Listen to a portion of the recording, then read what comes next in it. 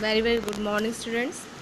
Today we will discuss about the structure of DNA and RNA. Okay.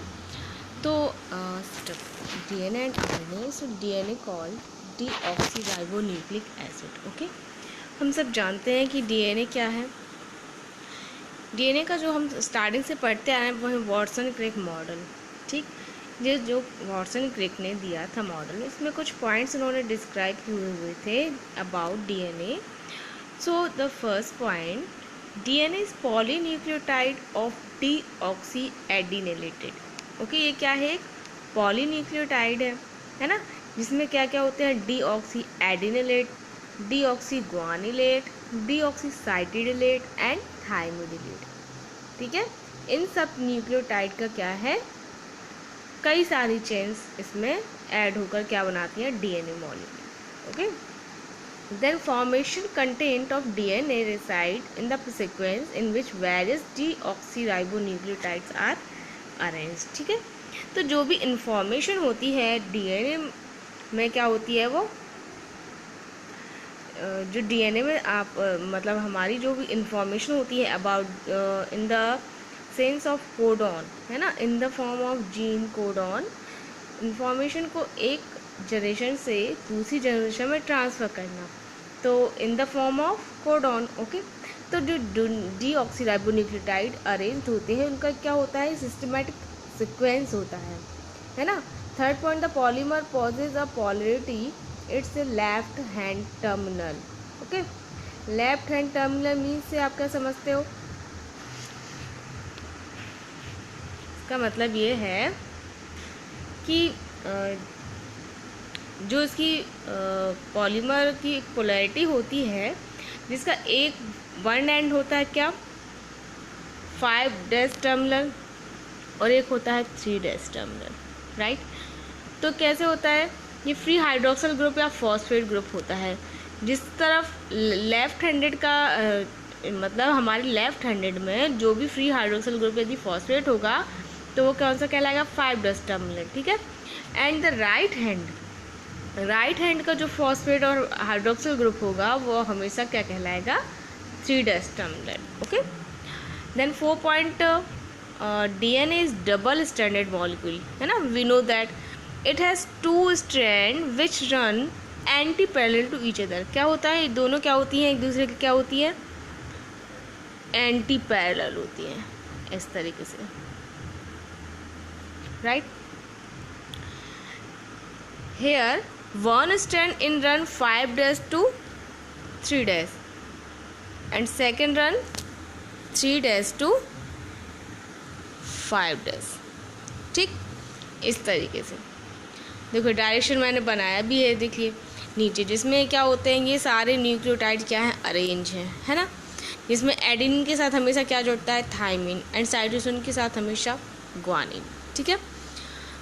ये आपका 5' to 3' terminal. तो इसके anti parallel दूसरा terminal होगा, वो क्या होगा? 5' to 3' होगा. नेक्स्ट पॉइंट हमारा आता है, both the nucleotide chains are bound around the common axis. ठीक है, मतलब जो डीएनए मॉलिक्यूल होगा उसकी क्या हो जाएंगी? एक ही एक्सिस में दोनों जो रिंग उसकी स्ट्रैंड होती है वो एक ही एक्सिस में होती हैं, जिनकी नियरली डायमीटर कितना होता है? 20 एंगस्ट्रॉम. ठीक है. The helix has a pitch of 34 angstrom and has 10 base pairs turn. मतलब 1 टर्न में जो पिच होती है उसमें कितने? 10 बेस पेयर आते हैं. Right. Then both the axis are held together by the hydrogen bond, है ना. जो भी न्यूक्लियोटाइड होते हैं adenine, thymine and cytosine and guanine, इनके बीच जो बॉन्डिंग होती है वो कौन सी बॉन्डिंग होती है? हाइड्रोजन बॉन्डिंग, है ना. जिसमें क्या होती है? बेस पेयरिंग होती है. तो जो थाइमिन होता है एडेनिन एंड थाइमिन के बीच क्या होता है?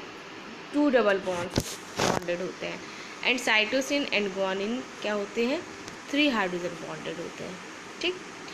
नेक्स्ट हमारा आता है DNA molecule thus has a equal number of adenine and thymine residue. Means क्या? जो भी हमारी DNA की रिंग होती है उसमें क्या होता है? ये इक्वल नंबर में होते हैं, मतलब जितने एडेनिन होंगे उतने ही क्या होंगे, थाइमिन होंगे, और जितने ग्वानिन होंगे उतने ही क्या होंगे, साइटोसिन होंगे, है ना। ये रिलेशनशिप किसने दी थी, चारगाफ ने, है ना। देन 9th पॉइंट है the turn of DNA form two groups of unequal with, these are called the major group and minor group. ठीक है, जो डीएनए के बीच में ग्रुप बनते हैं ना, तो एक क्या बनता है, 2 ग्रुप्स बनते हैं, एक बनता है आपका बहुत ही बड़ा और एक बनता है छोटा ग्रुप, है ना।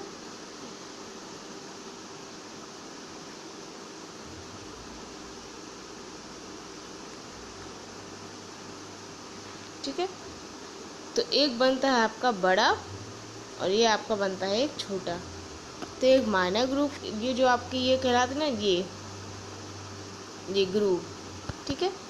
तो एक आपका माइनर ग्रुप और एक आपका मेजर ग्रुप। ठीक है,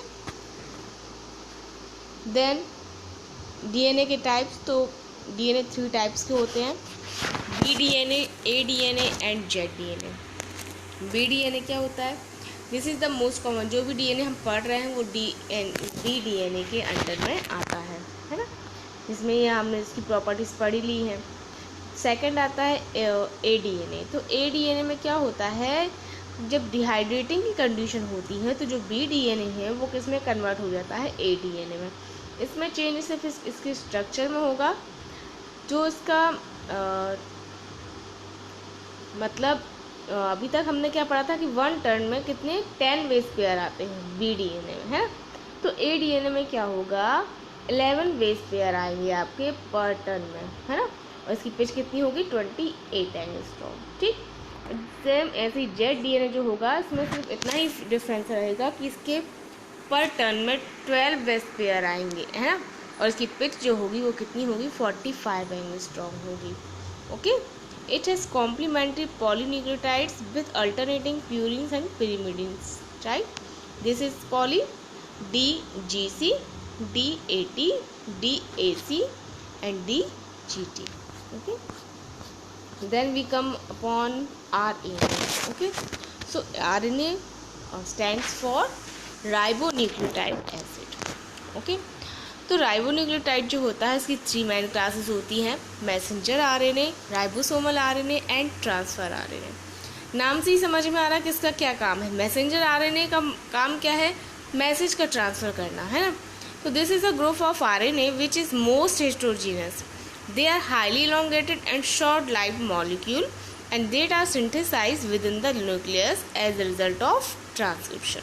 ओके, ये कब सिंथेसाइज होते हैं, ट्रांसक्रिप्शन के दौरान। जब ट्रांसक्रिप्शन होता है तब मैसेंजर आरएनए का यूज़ होता है और तभी ये बॉडी में सिंथेसाइज होते हैं, क्योंकि ये क्या होते हैं, शॉर्ट लाइव मॉलिक्यूल होते हैं, इसलिए हमेशा बॉडी में नहीं रहते हैं, जब इनकी ज़रूरत होती है तभी सिंथेसाइज होते हैं, है ना। The mRNA transcript has 5' polity, मतलब इनका जो ट्रांसक्रिप्शन होता है वो कौन सी उसमें डायरेक्शन में होता है, डीएनए की 5' वाली जो स्ट्रैंड होती है उसमें, है ना, which is complementary to the coding strand of the gene. तो ये क्या होते हैं, उस डीएनए स्ट्रैंड के कॉम्प्लीमेंट्री क्या होते हैं, ट्रांसक्रिप्ट होते हैं, और उस कॉम्प्लीमेंट्री क्या होते हैं, न्यूक्लियोटाइड ट्रांसक्रिप्ट होते जाते हैं और क्या बना लेते हैं, एमआरएनए। बस इसमें से डिफरेंस इतना होता है कि डीएनए में थायमिन होता है और जो आरएनए होता है उसमें थायमिन की जगह पर क्या आ जाता है, यूरेसिल। ठीक है,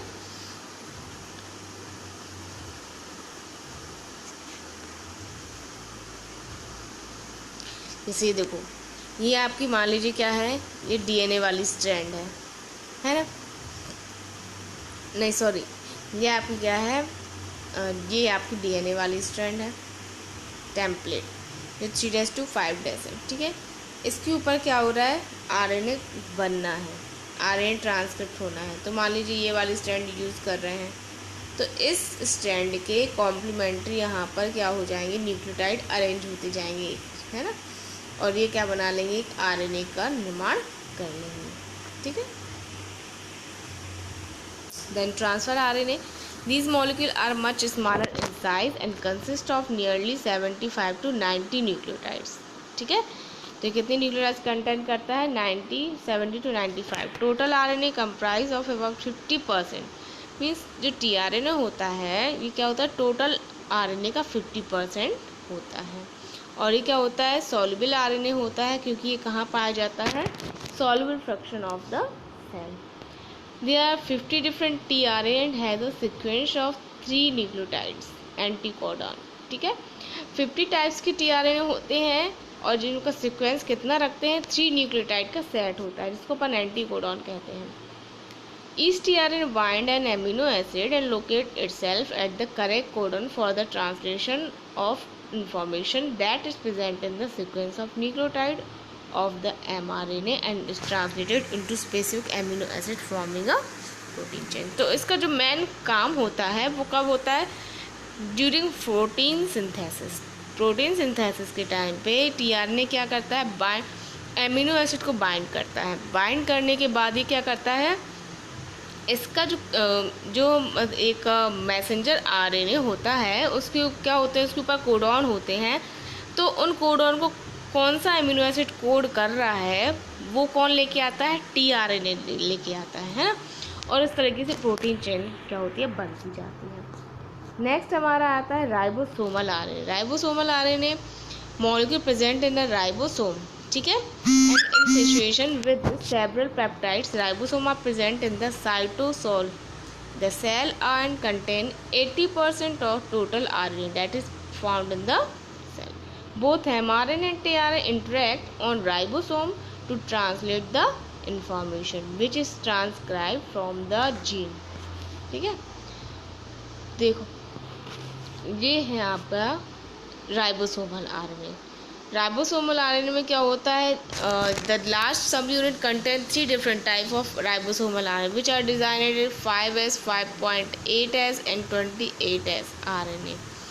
ठीक, तो जो आरएनए होता है, तो जो एक बड़ा आरएनए होता है 80S, जिसकी 2 सब यूनिट होती हैं 60S एंड 40S। सेम ऐसी और भी कई डिफरेंट टाइप के आरएनए होते हैं जो 5S, 5.8S and 28S 3 type का सब यूनिट रखते हैं, है ना। जैसे ये देखिए 80S आरएनए है जिसकी 2 सब यूनिट हो रही है 40S एंड ये आपका 60S। तो ये आप उनको जोड़िए मत कि 60 और 40 कितने हो रहे हैं, तो 100 हो रहे हैं, ये तो 80S है। तो ये इस तरीके से इनको नहीं डिवाइड किया गया है ना। इनकी डिवाइड करने की वजह क्या है, दूसरी है, ये on the basis of sedimentation के टाइम पे ये इस तरीके के सब यूनिट में डिवाइडेड होते हैं। इसमें पॉलीपेप्टाइड देखिए 5S, 5.8S and 28S rRNA and 40S में आपका 80S rRNA and many polypeptides होंगे। Okay, thank you.